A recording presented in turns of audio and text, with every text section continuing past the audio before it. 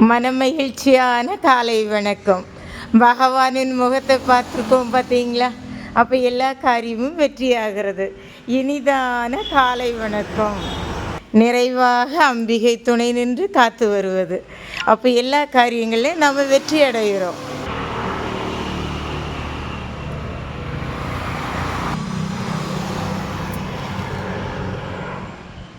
எத்தனை சந்தோஷம் அப்படின்னு பார்த்தீங்களான்னா, இறைவனை காண்பது, இறைவன் முன் நிற்கிறது, இறைவனுக்கு பணிவிடை செய்வது, மன மகிழ்வை நாள்தோறும் சந்திக்கிறது.